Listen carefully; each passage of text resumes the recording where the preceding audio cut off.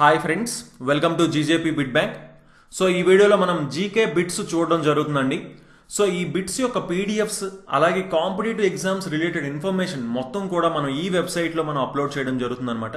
So తప్పకుండా ఈ వెబ్సైట్ని మీరు ఫాలో అవ్వండి, www.gjptelugu.com అనమాట. ఓకే, సో అలాగే మా యాప్ జీజేపీ తెలుగు, ఈ యాప్ని మీరు ఆండ్రాయిడ్ ప్లే స్టోర్లో డౌన్లోడ్ చేసుకుంటే ఇందులో మనకి రీజనింగ్ మరియు అరిథమెటిక్ క్లాసెస్, పెయిడ్ క్లాసెస్ అవైలబుల్గా ఉన్నాయండి.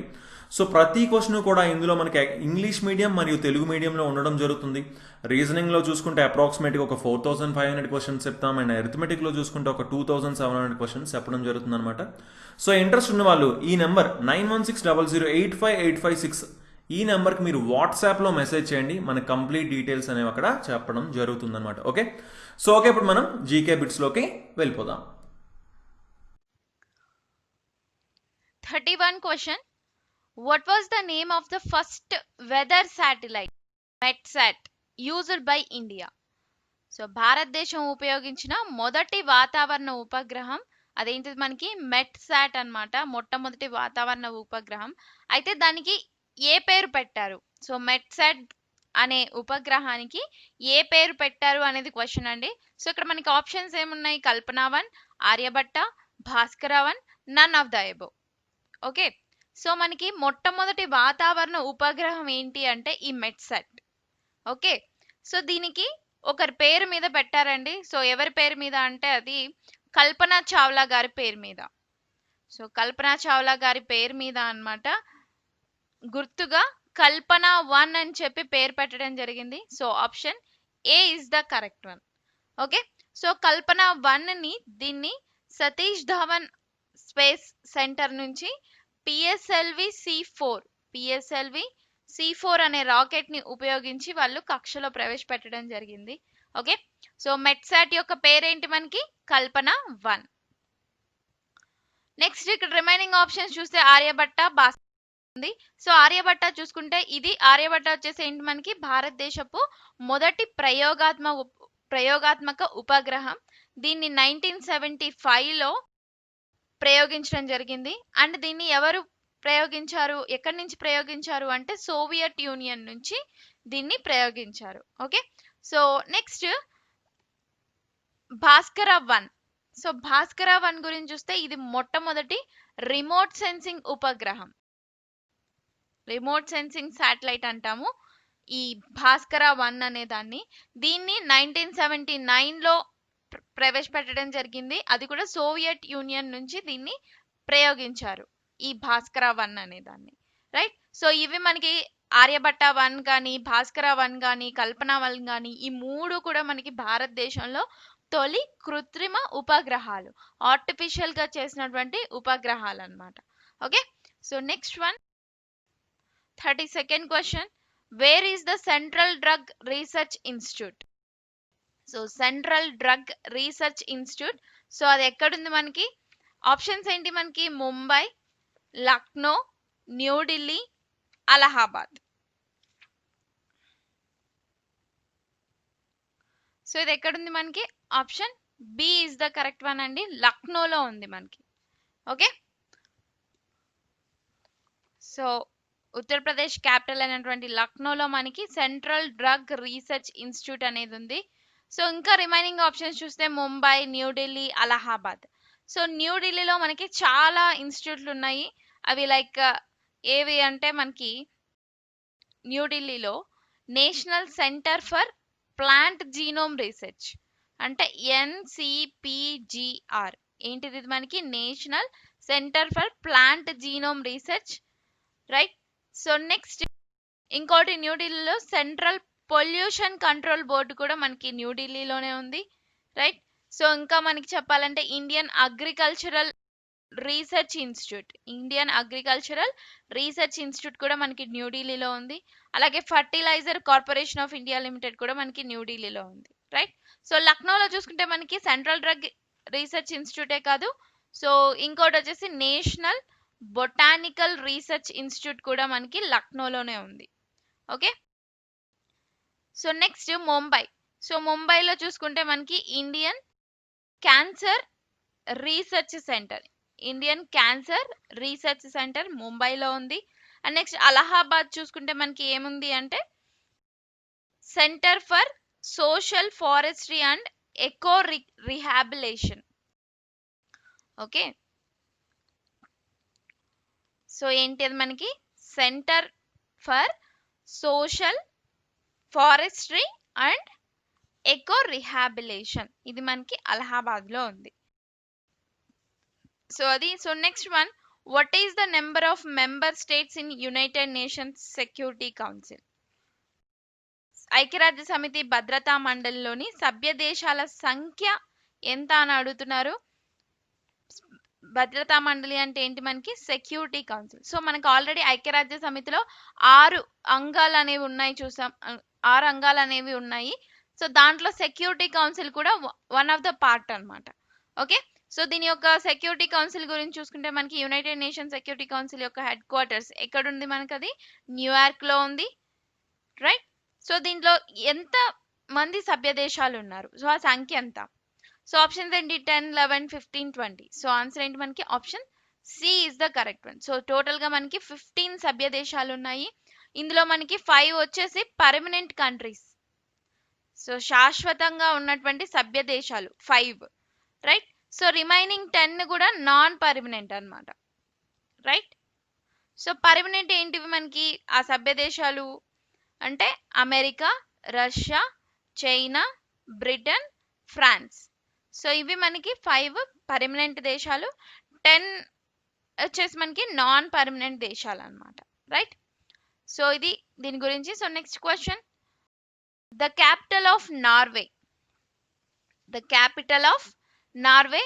సో నార్వే రాజధాని అడుగుతున్నారు. సో ఆప్షన్స్ ఏంటి మనకి? Stockholm, Helsinki, Oslo, Warsaw. So answer ఏంటి మనకి? Option C is the correct one. So Norway రాజధాని ఓస్లో. సో నార్వే గురించి చూస్తున్నాం కాబట్టి స్టాటిక్ జీకేలో నార్వే క్యాపిటల్ ఓస్లో అని చూసాం.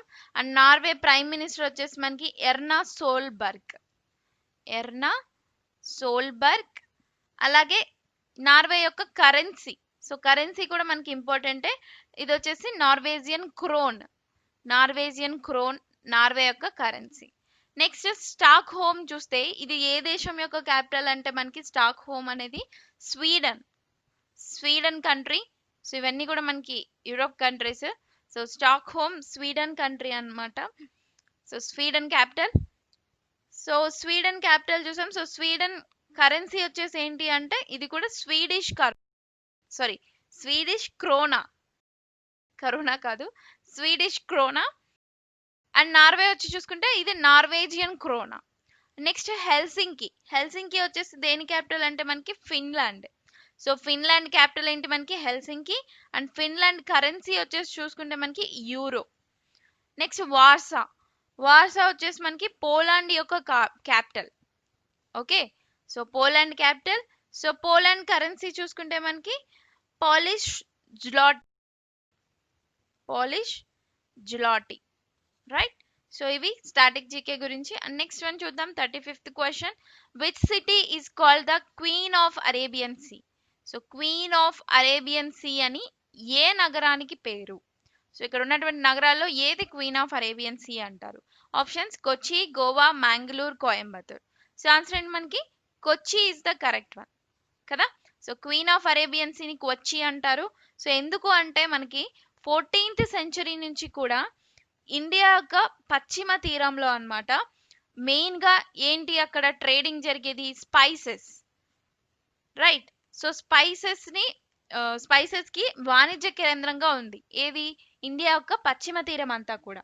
ఓకే, సో ఇక్కడ ఏం చేసేవాళ్ళు? అక్కడ ట్రేడ్ అంతా కూడా ఎవరితో చేసేవాళ్ళు అంటే అరబ్ మర్చెంట్స్ తోటి చేసేవాళ్ళు.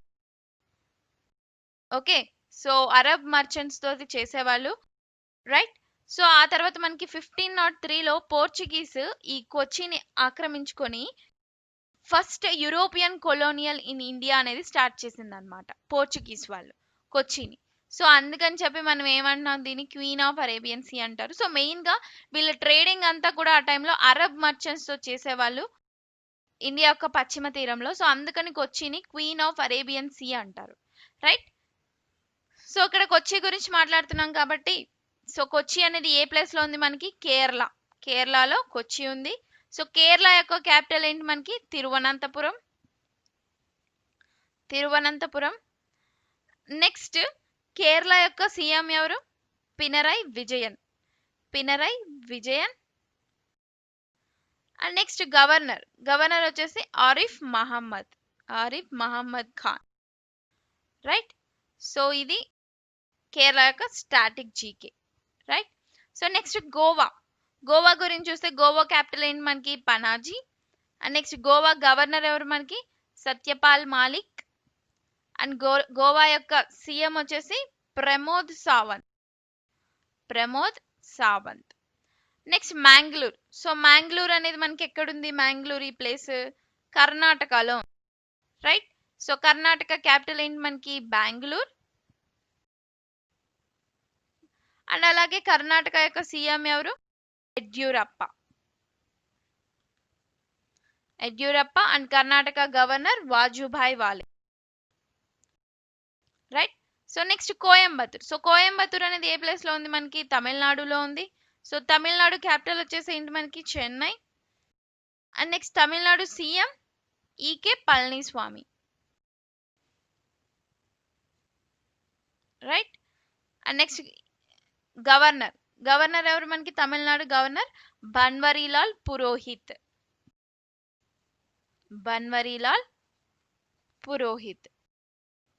రైట్. సో ఇది దీని యొక్క static GK. So next question చూద్దాం. 36th question. Who is known as Indian Einstein? So Indian Einstein అని చెప్పి ఎవరికి పేరు? సో ఆప్షన్స్ ఏంటి? ఆర్యభట్ట, నాగార్జున, సివి రామన్, చంద్రగుప్త మౌర్య. సో ఇక్కడ ఆన్సర్ ఏంటి మనకి? ఇండియన్ ఐన్స్టీన్ ని వీళ్ళు ఎవరిని పిలుస్తారు అంటే Nagarjuna is the correct one అండి. సో నాగార్జున వచ్చేసి ఎవరు అంటే ఈయన ఒక ముఖ్యమైనటువంటి బుద్ధిస్ట్ ఫిలాసఫర్ అన్నమాట నాగార్జున గారు. సో ఇతన్ని మనం ఇండియన్ ఐన్స్టీన్ అంటున్నాము. అండ్ నెక్స్ట్ సివి రామన్ గారి గురించి చూస్తే ఈయన వచ్చేసి రామన్ ఎఫెక్ట్ అనేది కనుగొనడం జరిగింది. సో దానిలో భాగంగానే ఇతనికి ఫిజిక్స్ లో నోబెల్ ప్రైజ్ అనేది లభించింది. ఎప్పుడు? 1930లో ఫిజిక్స్ లో. Right. So Chandragupta Maurya. So ఇతను వచ్చేసి మౌర్య డైనాస్టీని స్థాపించిన వ్యక్తి హిస్టరీలో.